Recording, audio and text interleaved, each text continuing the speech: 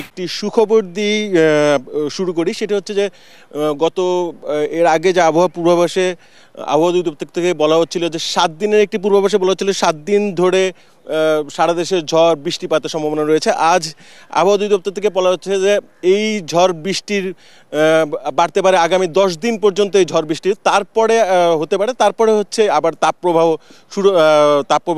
মুখোমুখি হতে পারে সারা দেশের মানুষকে। এছাড়া গতকালকে রাত্রিবেলা যে বৃষ্টি হয়েছে সেখানে 36 মিলিমিটার বৃষ্টিপাত হয়েছে রাজধানীতে। এছাড়া শিলাবৃষ্টি হয়েছে, আপনি জানেন যে আপনি বললেন যে শিলাবৃষ্টি হয়েছে। এর ফলে তাপপ্রবাহ অনেকটাই কমে এসেছে। সারাদিনে 1 থেকে 3 ডিগ্রি সেলসিয়াস পর্যন্ত তাপমাত্রা কমে আসছে। কিন্তু দুর্ভাগ্যের ব্যাপার বা দুঃখের ব্যাপার হচ্ছে যে রাজশাহী এবং খুলনা অঞ্চলে গতকালকে কোনো ধরনের বৃষ্টিপাত হয়নি। আজকে আবহাওয়া অধিদপ্তর বলছে আজকে সেখানে ঝড়ো বৃষ্টিপাত হতে পারে এবং কোথাও কোথাও ভারী বৃষ্টিপাত হওয়ার সম্ভাবনা রয়েছে রাজশাহী এবং খুলনা অঞ্চলে। ওয়ালটন এয়ার কন্ডিশনার এক্সচেঞ্জ অফারে স্প্লিট এসিতে 23,000 টাকা পর্যন্ত নিশ্চিত ছাড়। এছাড়া ঢাকা, রাজশাহী, খুলনা, বরিশাল অঞ্চলে যে তাপপ্রবাহ বয়ে যাচ্ছিল সেই তাপপ্রবাহ অনেকটা প্রশমিত হবে।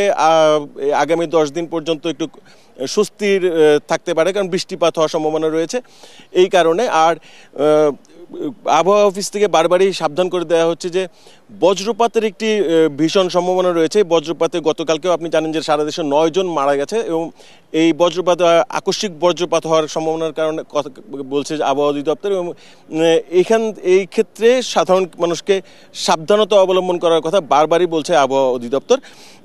এছাড়া আপনি যেমনটি বলছিলেন যে স্বস্তি, আজ সকাল থেকে রাজধানীতে বিভিন্ন জায়গায় আমরা দেখলাম যে মানুষ বেশ স্বস্তির সাথেই তাদের কর্মস্থলে গন্তব্যে যাচ্ছে এবং তাদের কাজ করছে এবং বেশ একটি মৃদুমন্দ বাতাস বয়ে যাচ্ছে রাজধানীতে, একটি স্বস্তির ব্যাপার। তবে দিনের বেলা 28 ডিগ্রি সেলসিয়াস বা 36 ডিগ্রি সেলসিয়াস পর্যন্ত তাপমাত্রা উঠতে পারে। আপনি জানেন যে গত এপ্রিল মাসে সারা দেশে গড়ে 36 ডিগ্রি সেলসিয়াস তাপমাত্রা এবং সবচেয়ে বেশি দীর্ঘস্থায়ী একটি তাপপ্রবাহের মধ্যে দিয়ে, মৃদু তাপপ্রবাহের মধ্যে দিয়ে সারা দেশ গেছে।